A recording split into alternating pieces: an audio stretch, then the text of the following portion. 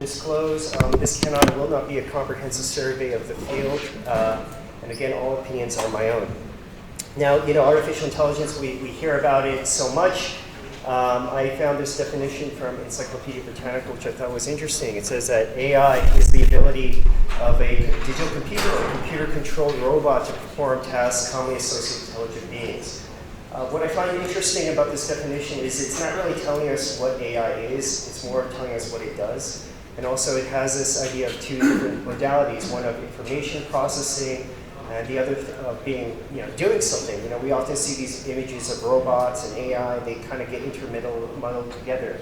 But there are some distinctions at play here, especially when it comes to surgery, because we're not just an intellectual field, we are doers. But more importantly, there's this idea also of general AI. It's a somewhat controversial idea of machine in the image of man. And I would say that for the applications of AI in surgery, we're not really talking about that. We're talking about more narrow AI or task-specific algorithms that have applications in our field. And that's really what I want to focus on today. Now, we might ask ourselves, why are we hearing so much about AI, particularly in the past 5 or 6 years? And this graph from Nature, I think maybe helps us understand that it's really been in the past 5 or so years that we've seen algorithms starting to hit or surpass human baseline performance on many different tasks, particularly when we think about computer vision tasks, image recognition. We've already heard a lot about this in previous talks. We also think about language comprehension of the need for text-based understanding. And we're starting to see that these algorithms are hitting that level. And so we can perhaps understand why we're seeing these applications more and more. But today, I want us to think also in terms of clinicians. And we started the talk in terms of AI and ethics, and also what is it that we as clinicians are trying to do. This is my own mental model. This is by no means comprehensive or complete, and it's all models are wrong, but some hopefully are useful. But I would say that, as clinicians, what is it that we're trying to do? We've already talked about detection. We're trying to find what is the patient's past and current state. We're trying to do documentation. There's already been plenty of discussion about the need for more data. And one of the hallmarks of that is that sometimes we don't know what questions to ask, or we just don't have time to document things efficiently. We don't know how to do this. We're strapped for time, and so perhaps this is where AI can help us. I'd like to think also about discussion. The panel today, the session today started off with a discussion about ethics and being patient-centric. And this is potentially a place where AI can help, because we need to discuss what it is that we're doing. Why is it that we're doing this with the patients? But not just with the patients, but with other care providers, as well as with our students, our residents, our fellows, teaching them what it is that they need to know. And that is also part of the discussion of medicine. But also decision-making. How can we create plans that optimize the current and future state of the patient? And this is where a lot of thought has been put into, these are the applications of AI. And finally, I want to think about doing, again, this is where I think the idea of information processing and robotics gets kind of muddled together, but this is this idea that, can robotics mixed with AI systems do things autonomously?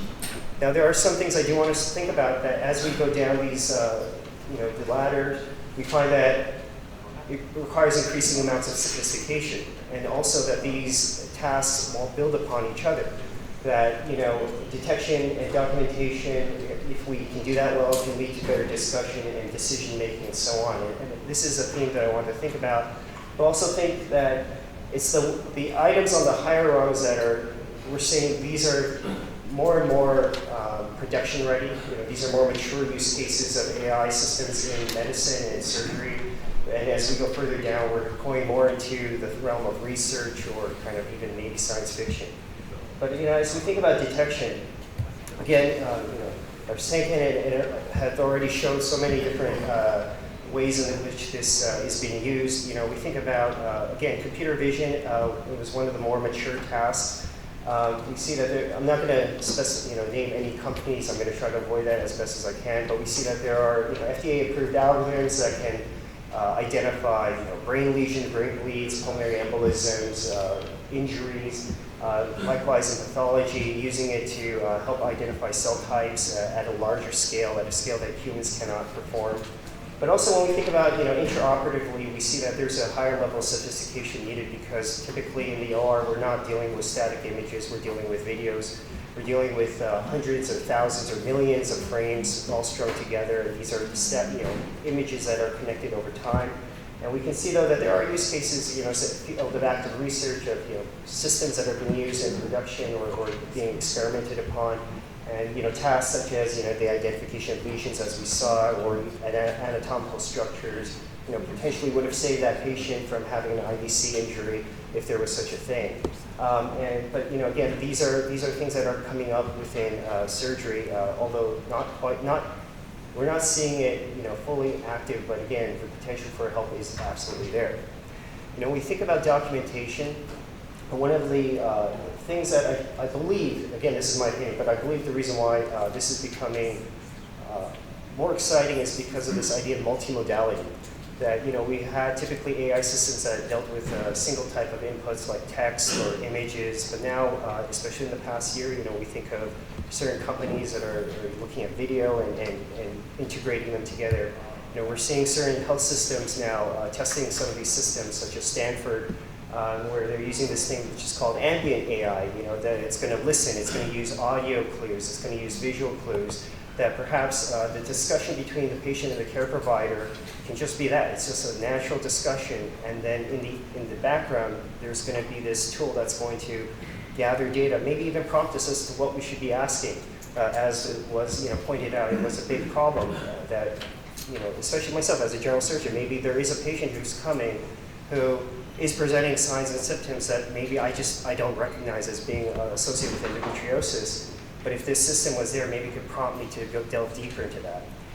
Likewise, in the operating room, we can also see this multimodal type of systems that are taking audio, visual, video inputs, and sort of trying to synthesize what is happening in the operating room. Perhaps if we have these multiple input streams, we can identify not only when bad things happen, but perhaps we can also predict when they might happen to prevent them from happening in the first place. But also, discussion. And this is, I think, something that's really come to the foreplay, especially in the last, since November of 2022, when ChatGPT came out, and this idea of large language models and chatbot systems really came into the realm of public consciousness. And we're seeing a lot of this explosion of research that's dealing with large language models. This is by no means, again, comprehensive, but we're seeing use cases such as using LLMs to see, can they create better output compared to surgeons? And typically the answer is yes. Unfortunately, in terms of generating documentation or informed consent. And this also ties into what was spoken about earlier in terms of being patient-centric. Having the care and the benefit of the patient in mind. That perhaps using this for educational material. The average education level or reading comprehension level in America is about 8th grade, and sometimes perhaps we're using language that's overly sophisticated. And so using these systems to see, can we create educational material or even informed consent material which is easier to comprehend, because if they cannot understand, if our patients cannot understand it, how can we say that this isn't really informed consent or this is truly educational? Likewise, when we think about the use cases in terms of not only discussing with patients or other care providers, but also with our students and our residents and fellows, using this as a means of teaching. And it's, I think, not hard to think about the fact that, if we can use this as a way of teaching, it's not hard to bridge a gap towards decision making, because, teaching is sort of this, it's a simulation of what's going to happen, but if we have a system that can do that, then why can't we do that with decision making? And we see that, again, with decision making, there are systems like this that have just recently been published. And this is, again, I'm not going to mention the company that created it, but you can obviously Google it, but AME is a research AI system used to create diagnostic medical reasoning and conversations. And this is like a chat bot. And what the researchers here did was they used the objective structured clinical evaluation material, or OSCE material. They created into a data set that looks like sort of this chatbot type of interaction. And then you can train a system which, in one sense, critiques itself. So you have it generate, and you have another system that's critiquing the output, and you have this iterative cycle of updating the system. And then what they found was that in many cases, the output was better in terms of having better diagnostic accuracy, having better management plan creation. The escalation plan was better. In some cases, the output was more empathetic. And again, this was, used in the setting of training, but we can also think about it in terms of decision making and how this might be used. And again, if we think about multimodal processes, not only can you, now what if you can take audio and video input and use this as another input stream into such a system? Now finally, when we think about doing, again, this is more, this is far from being used actively. And I think what's important here is that there are researchers who are first and foremost trying to think about, how do we categorize this? How do we think about this first of all? Because is there a way to structure our thinking around this? And so these researchers, looking at the regulatory, ethical, and legal considerations, they created this sort of framework of thinking that maybe there are 6 different types of buckets of autonomous systems that we need to think about. And I would argue that we're really at point 0 and point 1, no autonomy. I'm a robotic surgeon, but my robots are not doing anything. I'm fully in control. There are systems where maybe the robot is help guiding what I do, but it is still fully me who's doing it. But then there are other systems that look at task autonomy, task-specific type of robotics. We'll see that there have been research into doing things like bowel anastomoses based totally on robotic systems. Also, conditional autonomy. What if we treat the robot, this robot/AI system, as if it's a resident or a fellow? Let it do its task, but when it looks like we need to intervene, we take over. Or high autonomy, almost like pilots on airplanes. You just let it go, but the human is always there. Towards what I think probably most people who are in this space, think as the holy grail. Full autonomy. We just have a robot that really is truly a robot. And again, there's research into this. Again, we're still fully in the field of research. None of these things are actively being used yet, to my knowledge. I could be wrong, but I don't know of them. And we think of this group who looked at creating a system that does this, using to do bowel anastomoses. And this is a busy slide, but the most important part here is that it really builds upon some of the foundational things. That it's relying on computer vision, because if it can't recognize what it's seeing, if it can't understand what it is that it's dealing with, how could it do it? It also is building upon work that's been done in robotics and just having servos and arms that can move with the amount of dexterity required. And so all of these things are working in parallel, and likely as we continue along, as we see the levels and these specific tasks working better and better in parallel, that the composition of them will lead to something like this, like actual robotics being used, AI systems being used to control robotic systems. Now, I do want to think about challenges because, again, the future is not all rosy. The fact is that AI is hard. It's got a high data and high infrastructure requirement, and quite frankly, most health systems just aren't there. Where healthcare is very far behind the rest of the industry. So this is definitely the main technical hurdle is that if we don't have systems, we don't have baseline proficiency, we can't expect to use AI systems, and nor should we really. But we also have this other issue. Recently in the New York Times there was this article about measurement issues, and this is coming into the forefront now with AI systems, because there's no real good way of measuring them. We have systems that they have benchmarks that are released, but we don't really know what those benchmarks mean, because when you actually use them, maybe it sounds great on paper, but it's not really true. But that's also something that we see all the time in medicine as well. But more importantly, again, going back to ethics, this is the most important thing. And as the esteemed Dr. Ian Malcolm, once said in that movie, which is perhaps a parable, book and movie, which is a parable for our present day, the scientists were so preoccupied with whether they could, they didn't stop to think whether they should. And where are we with that right now? We're already seeing in this investigative report by ProPublica, we're seeing that AI systems are potentially already being used, perhaps against us. And this report, they found that some systems were being used, so they were performing almost 300,000 denials over a period of time, such that the amount of time used to review each claim was about 1.2 seconds.